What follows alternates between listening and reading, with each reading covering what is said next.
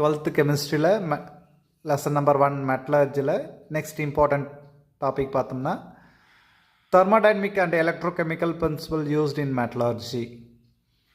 இதில் இந்த கான்செப்ட் தான் நம்ம 2026 9th லெசன் ஓரியன்டில் கேட்டிருந்தாங்க.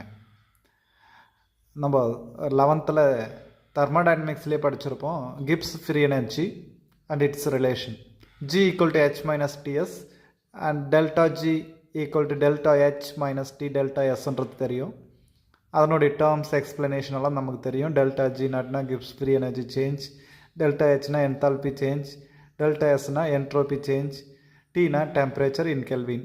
இதுவே ஸ்டாண்டர்ட் ஸ்டேட்னா delta G0 = delta H0 - T delta S0ன்னு சொல்லுவோம்.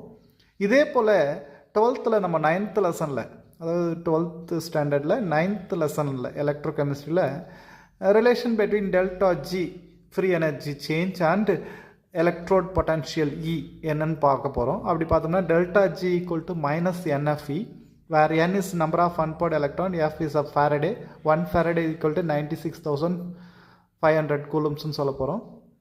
ஈன்றது எலக்ட்ரோட் பொட்டன்ஷியல். ஸோ இதுதான் இதுக்கான ரிலேஷன். இந்த ஈக்குவேஷன் நல்லா ஞாபகம் வச்சுங்க. Delta G = -NFE. ஒரு ரியாக்ஷன் ஸ்பான்டேனியஸாக இருக்கணும்னா நம்ம 11th எப்படி condition for spontaneity of a ரியாக்ஷனில் டெல்டா S பாசிட்டிவாகவும் டெல்டா Gயும் டெல்டா Hம் நெகட்டிவாக இருக்கணும்னு சொல்லுவோம் பார்த்தீங்களா. அதே போல் தான் ஒரு இங்கே மெட்டலர்ஜியில் அந்த ரெடக்ஷன் ப்ராசஸ் ஸ்பான்டேனியஸாக இருக்கணும் அப்படின்னு சொன்னோம்னா, ஒரு ரியாக்ஷன் ஸ்பான்டேனியஸாக நடக்குமா நடக்காதான்னா டெல்டா G நெகட்டிவாகவும் E பாசிட்டிவாகவும் இருக்கணும். அதை கீழே கொடுத்துருக்கோம் பாருங்கள். Condition for feasibility delta G is negative and E0 is a positive.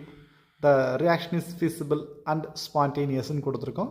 அந்த மெட்டல் கேன் பி எக்ஸ்ட்ராக்டட். அதுதான் கான்செப்ட். நல்லா பார்த்து வச்சுங்க.